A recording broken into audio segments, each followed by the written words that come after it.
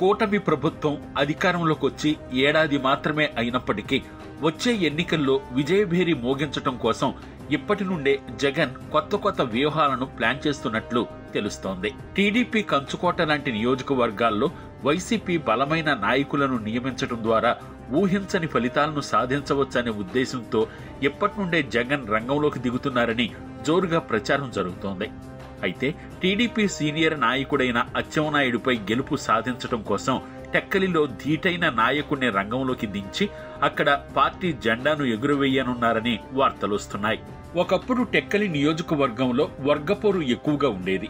ఒకవైపు కేంద్ర మాజీ మంత్రి కృపారాణి, మరోవైపు దువ్వాడ శ్రీనివాస్, ఇంకోవైపు పేరాడ తిలక్, ఇలా 3 వర్గాలుగా విడిపోయి ఎవరికి నచ్చినట్లుగా వారు ఉండేవారు. ఆ కారణం వల్లే టెక్కలిలో అచ్చెన్నాయుడికి బలంగా మారి విజయం సాధించగా వైసీపీ పరాజయానికి కారణమయ్యింది. కానీ ఇప్పుడు కృపారాణి కాంగ్రెస్ పార్టీలో చేరగా దువ్వాడ శ్రీనివాసును వైసీపీ పార్టీ నుండి సస్పెండ్ చేయడంతో ఆ ప్రాంతంలో ప్రస్తుతం వర్గపోరు తగ్గిందనే చెప్పవచ్చు. ఇటువంటి అనుకూల పరిస్థితుల్లో అచ్చెన్నాయుడికి ధీటుగా పోటీ చేయడానికి పేరాడ తిలక్ను రంగంలోకి దించడానికి జగన్ భారీగా స్కెచ్ వేస్తున్నట్లు సమాచారం.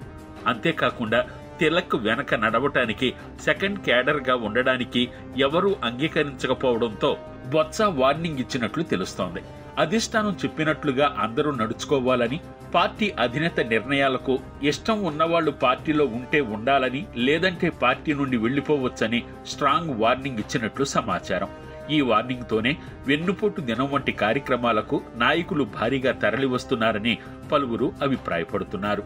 టీడీపీ తరపున టెక్కలి నుండి సీనియర్ నాయకుడు, పార్టీలో అత్యంత ప్రాధాన్యత గల నాయకుడైన కింజారపు కుటుంబం నుండి వచ్చిన అచ్చెన్నాయుడు పోటీ చేసి ఘన విజయాన్ని సాధించారు.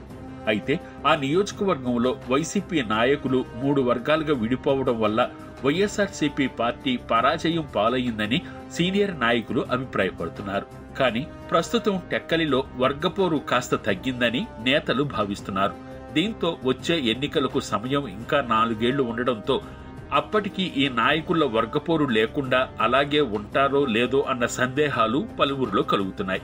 ఏదేమైనా టెక్కలి నియోజకవర్గంలో కంచుకోట లాంటి టీడీపీ రికార్డును వైసీపీ పార్టీ బ్రేక్ చేస్తుందో, అక్కడ పార్టీ జెండా ఎగరవేస్తారో లేదో చూడాల్సిందే.